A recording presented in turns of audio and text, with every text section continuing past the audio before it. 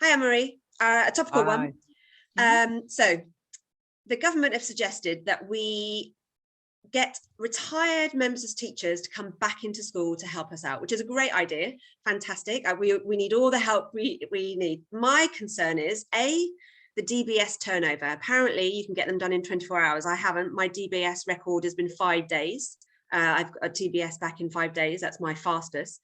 The second one is the child protection training.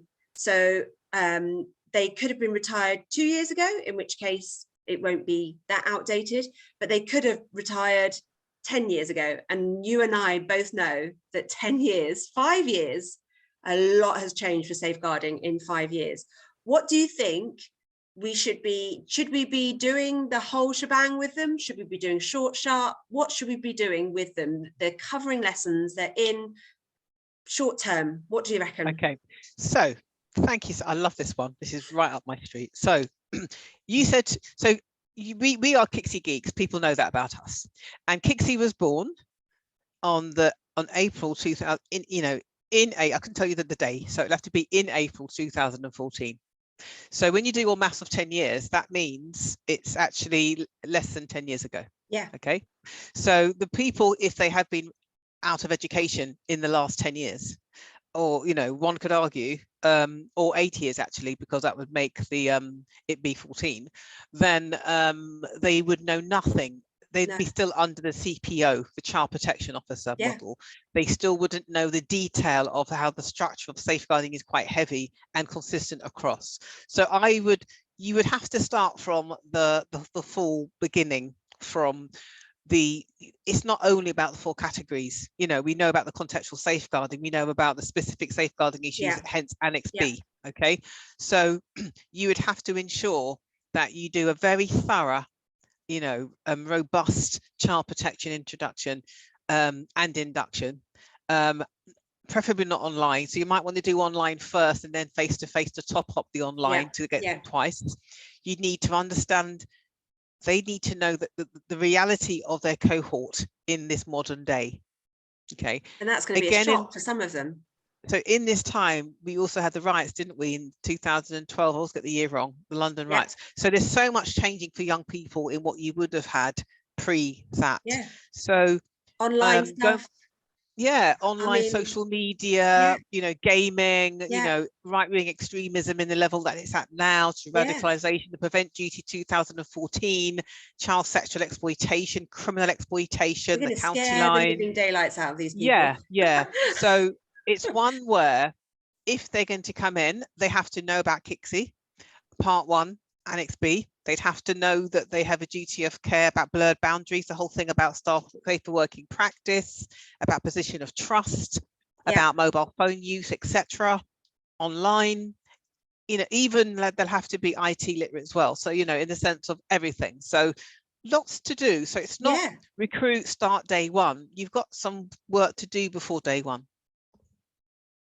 And that I think will put off some staff. We've managed to find two retired members of staff who are willing to come in every now and again, 0-hour contract.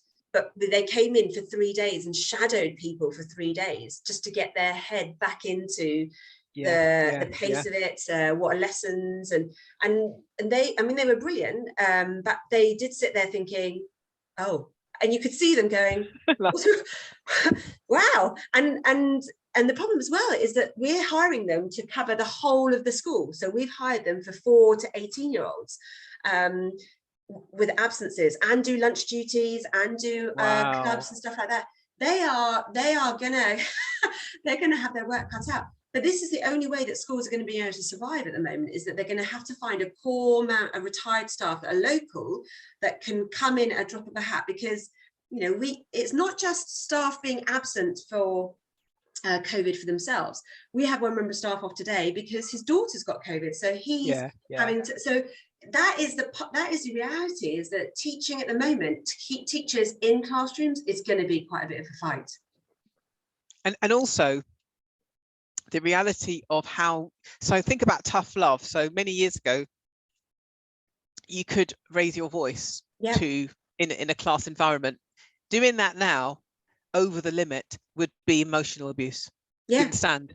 And also Tough love again would have been neglect, right? and the In the sense of protected characteristics, that yeah, alone, yeah, you know, yeah, the what they would call banter or being able yes, to ask certain terminology. yeah, exactly. That's, and you want Yeah, to protect these yeah, staff, you I know, know. you don't want them to fall into a Yeah, trap where they're then accused of doing something, and then definitely. so it is really hard work. Even the pronouns, LGBTQI+, Yeah. all of those things.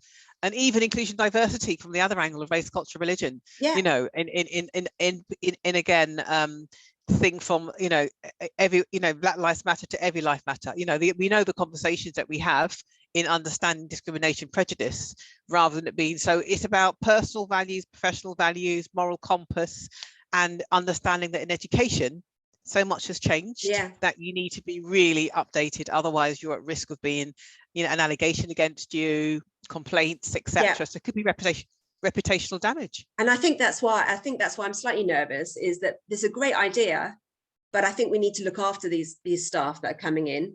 We need to make sure that the pupils are safe. But I think we've all gone in thinking about the pupil and not necessarily about this retired staff. I think that's where we need to have a little stock take and go, okay, let's look out for them, let's train them properly so that they aren't going to, as you said, damage their reputation and damage the rest of their life, you know. But and difficult one. And making it clear about you know, in employing them, you have to get them, you know, almost start from scratch with the keeping children safe, as I said, and making them realize it's a whole school approach. I mean, you know, going slight sidetrack here, I just did my child protection training for our French assistant and our Spanish assistant, and they're brilliant. But obviously they've come from France and from Spain, and they have a very different idea about things. They're not trained teachers; they're assistants. So they're language assistants. So they've got no teaching qualification as well. And I've almost got to treat the two retired staff exactly the same as these two French assistants and Spanish assistants, but their language is completely different as well. So I don't want to mime out stuff, but sometimes I am miming out stuff, and I'll let you leave me to that imagination. Yeah, definitely. I can imagine. So that's the same sort of scenario. I think you're absolutely right. It's like mentoring and coaching them through it, rather than here's a piece of paper, go and do what you know, go and teach. Definitely. Yeah. Okay. Lovely. All right. Thanks, Zach. Bye. Bye.